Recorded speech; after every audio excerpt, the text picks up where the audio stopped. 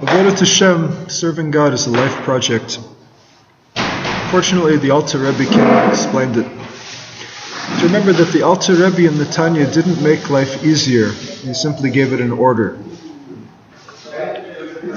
So, in the Tanya today, it says there's a few times that Chazal, sages of the ancient times, talked about tshuva, returning to God in good deeds. This is what does it mean to return? So usually we talk about terms like Torah and mitzvahs, like learning Torah and doing the commandments. But the Alter Rebbe talked about this, used a good expression, tshuva and good deeds. Tshuva is all about returning the neshama back to its home. Every Jew has a neshama. And the neshama desires to go home. Desires to go home. So how does a Jew help his neshama go home? Good deeds. Does the right thing. Tshuva is tashuv hey, return the hay. The hay represents the shechina or the neshama. So the Alter Rebbe, he mentions in the Likutei Torah, so how can we serve God for the sake of heaven, the Shema? We do it through Rachmanis. We have Rachmanis on the Shechina, we have Rachmanis on the Neshama. That the Neshama is in exile, the Shechina is in exile. So that's how we can do it without a self-interest. We're not doing it for ourselves, we're doing it for the Neshama. So a person needs to decide at a certain point of his life that he wants to return his neshama to the source. It doesn't mean he dies.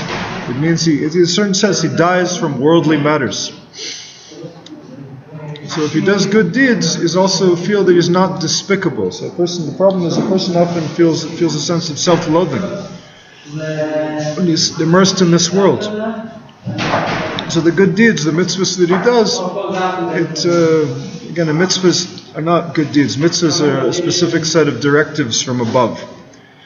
It's often mistranslated as good deeds. A mitzvah is what God tells us to do. A good deed is helping a little old lady across the street, helping a friend carry some boxes. It's just putting yourself aside for someone else's needs. That's a good deed. And in that way, we don't feel we're filled with our ego, just doing things for ourselves.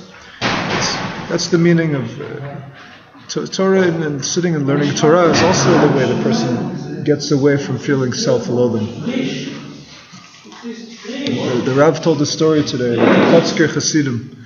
In the town of Kotsk, they saw a Jew on Shabbos, and he looked very happy.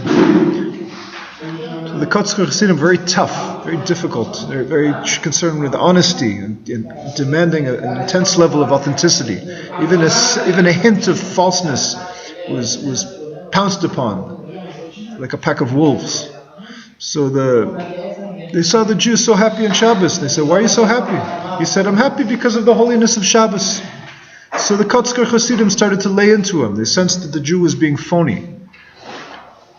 You say, no, the Torah says whoever desecrates the Shabbos will be put to death. That's what the Torah says about Shabbos, and you're so happy and satisfied with yourself. And they continued to lay into him in this way, trying to cause him to be truthful and authentic about the way about his whole life and his service of God.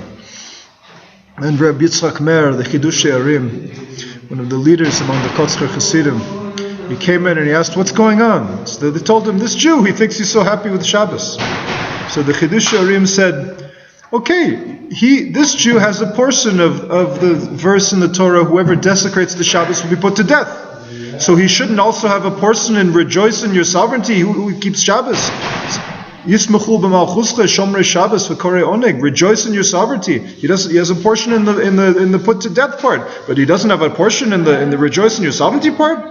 Of course he does. So after this, the Kotzker Hasidim heard this. They started dancing with the Jew, and they continued to dance for 2 hours straight.